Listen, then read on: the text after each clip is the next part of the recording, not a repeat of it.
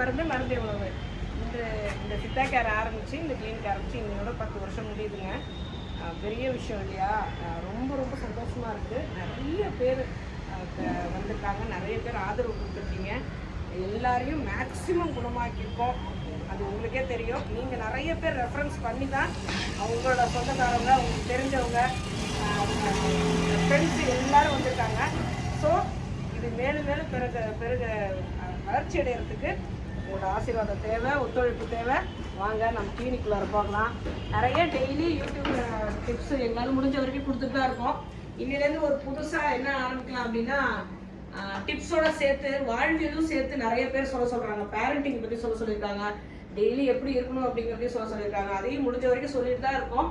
முக்கியமாக பேரண்டிங்க்கு ஃபோக்கஸ் பண்ணுங்க அப்படின்னு சொல்லியிருக்காங்க. ஏன்னா நம்ம ஒன்றே ஒன்று தாங்க ஞாபகம் வச்சுக்கணும். பேரண்டிங்கில் நம்ம செய்கிறத எல்லா குழந்தைகளும் கடவுள் கவனிக்கிறாங்க இல்லையா, நம்ம பிள்ளைகள் கவனிக்கிறாங்க அப்படிங்கிறத நம்ம ஞாபகம் வச்சுக்கிட்டே இருக்கணும்.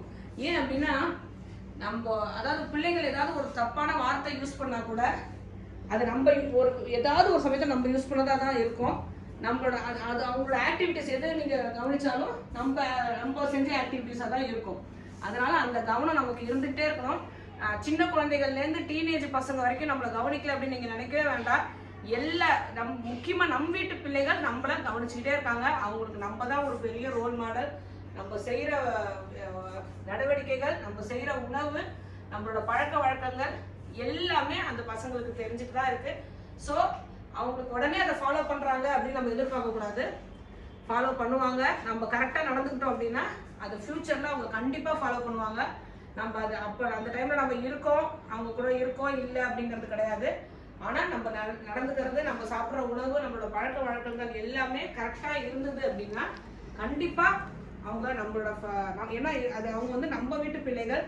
ஸோ நம்ம வீட்டு குழந்தைகள் நம்மளை தான் ஃபாலோ பண்ணுவாங்க. இதை மட்டும் நம்ம ஞாபகம் வச்சுக்கிட்டு நம்ம வாழ்வியலை சிறந்ததாக ஒரு ஆரோக்கியமான உணவோட பழக்க வழக்கத்தோடு ஆரம்பித்தோம், நடந்துக்கிட்டே இருந்தோம் அப்படின்னா நமக்கு நோயில்லா வாழ்வு நமக்கும் சரி, நம்ம ஃப்யூச்சரில் நம்ம பிள்ளைகளுக்கும் சரி கண்டிப்பாக கிடைச்சிரும்.